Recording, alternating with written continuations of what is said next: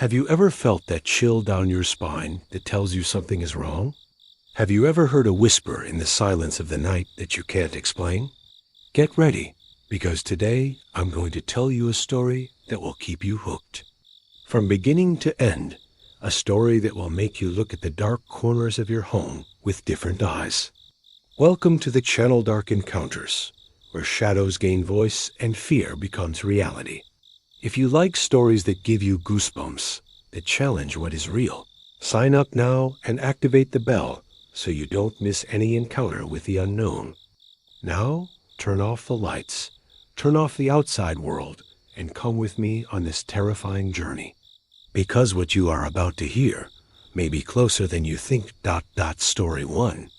Have you ever felt that something was wrong before it even happened?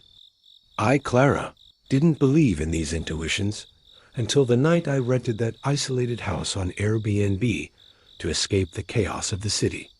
Stress was consuming me, and I needed silence, peace. At first, everything seemed perfect. A simple house in the middle of nowhere, surrounded by nature. But on the first night, what I thought was tranquility turned into the beginning of my worst nightmare. As soon as I turned off the lights, I noticed a strange silence, a heaviness in the air that didn't let me breathe properly. The door to my room, which I had locked, was ajar. I got up to close it, but when I looked again, it was locked. I thought maybe it was my tired mind playing tricks on me, but then I heard a whisper, a barely audible sound, like a murmur coming from the walls from the darkness. My heart raced. Fear began to tighten in my chest. It wasn't the wind, because the window was closed. It wasn't an animal, because the noise was like a low, muffled voice. I woke up several times that night with the feeling that I was being watched. Objects around me would move when I wasn't looking. A book I had left on the nightstand appeared on the floor. The empty chair had fresh marks from where something had passed by. The invisible presence was there, inside the house, watching me, playing with me. I could feel its heavy gaze, a silent threat that made me want to run away, but at the same time paralyzed me.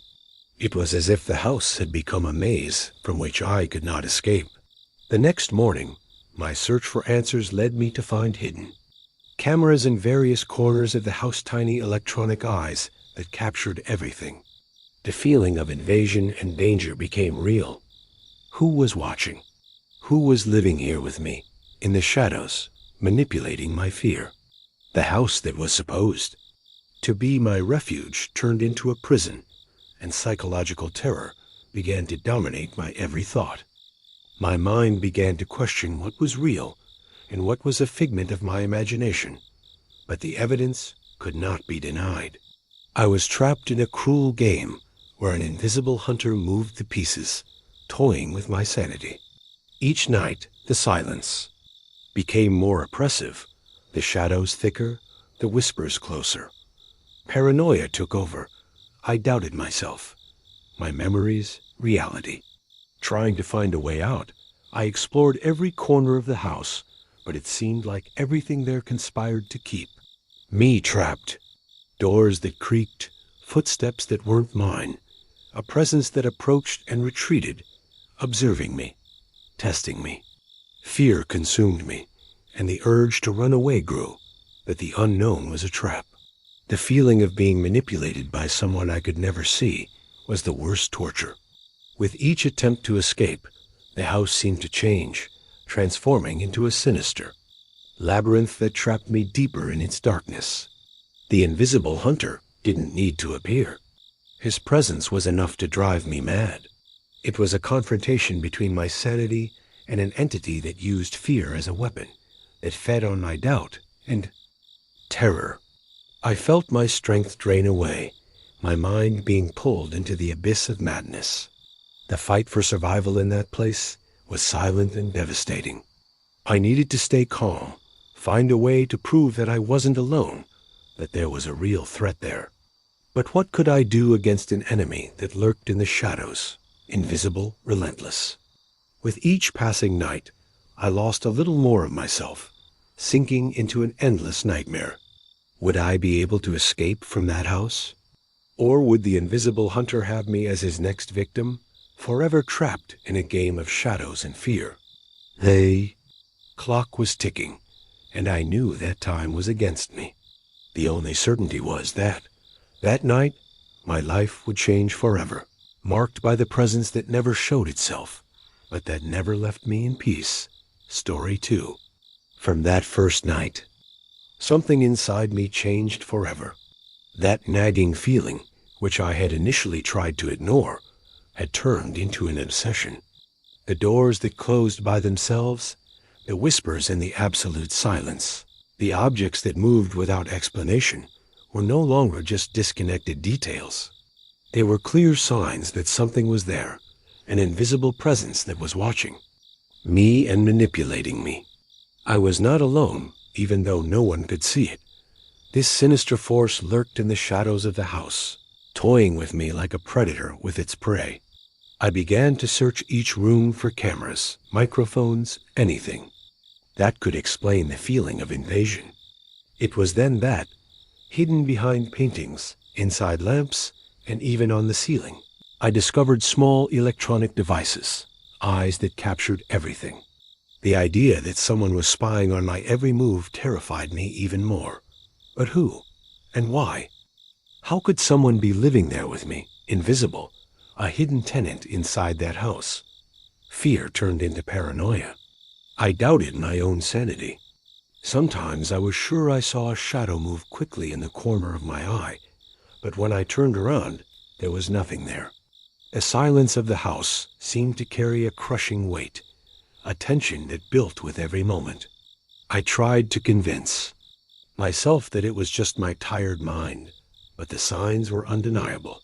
There was something or someone hiding, an invisible hunter playing with my mind. I spent sleepless nights staring into the dark room, waiting for the slightest sign. The house, which should have been a refuge, became a psychological prison. Every sound, every shadow, every movement in the dark was interpreted as a threat. I felt my sanity slowly slipping away, sinking into an abyss of fear and uncertainty. The walls seemed to close in around me, and the air became denser, almost suffocating. One night, as I was trying to sleep, I felt a presence beside me. There was nothing visible, but the smell of mold, of old and forgotten things, filled the room. A shiver ran down my spine, and my breath caught in my throat. I wanted to scream, to run away, but fear paralyzed me. It was as if the presence was embracing me, suffocating me, consuming me. I knew I couldn't trust my senses. The line between reality and delirium was beginning to blur. Over the next few days, I found handwritten messages on scraps of paper, scattered around the house, disjointed, threatening words, as if someone were trying to send me a message.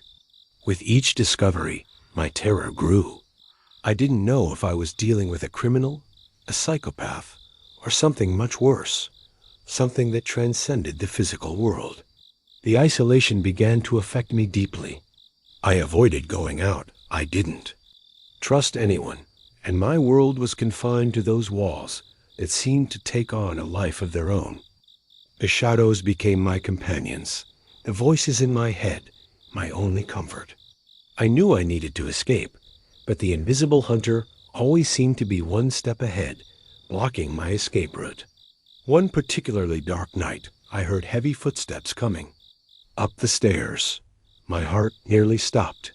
There was no one there, but the sound persisted, getting closer and closer. I ran to lock the doors, to hide, but terror overcame me completely. The feeling of being watched was overwhelming, and my mind lost itself between reality and imagination. A fight for survival in that place became a daily battle against my own fear and against the invisible presence that controlled everything.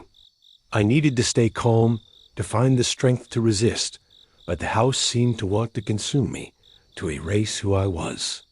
Each night was a test of my sanity, and I didn't know how much longer I could endure.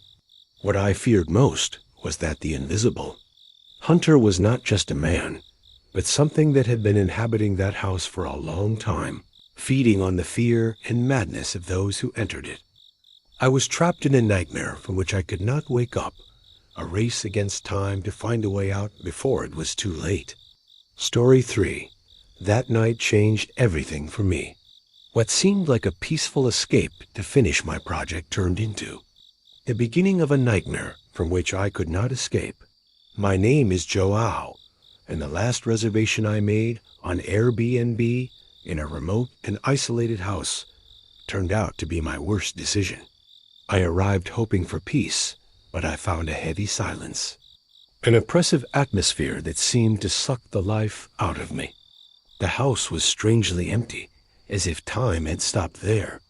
Personal objects scattered around the house indicated a sudden and desperate departure of the previous resident.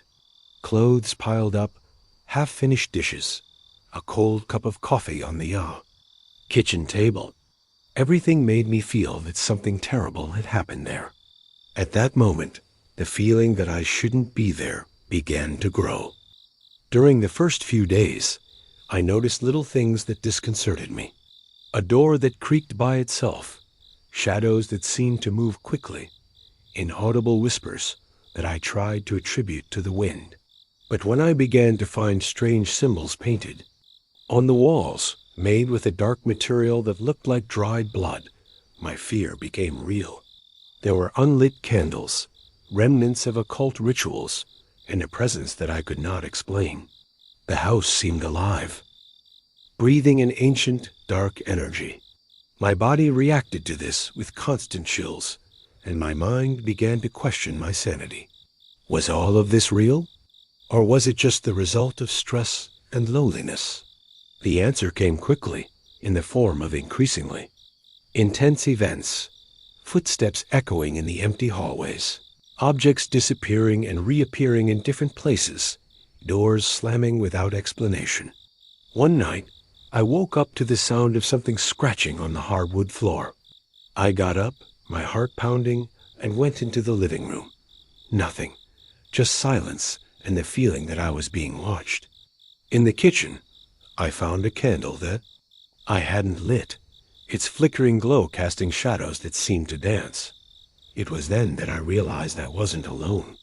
There was something there, something that didn't want me to stay. My sanity began to be tested. What seemed like an ordinary house turned into a labyrinth of psychological horror. The nights became endless and the shadows more menacing. I saw figures that disappeared when I tried to focus. I heard voices calling my name, whispers filled with dark intentions. The line between reality and imagination blurred, and I felt like I was losing control.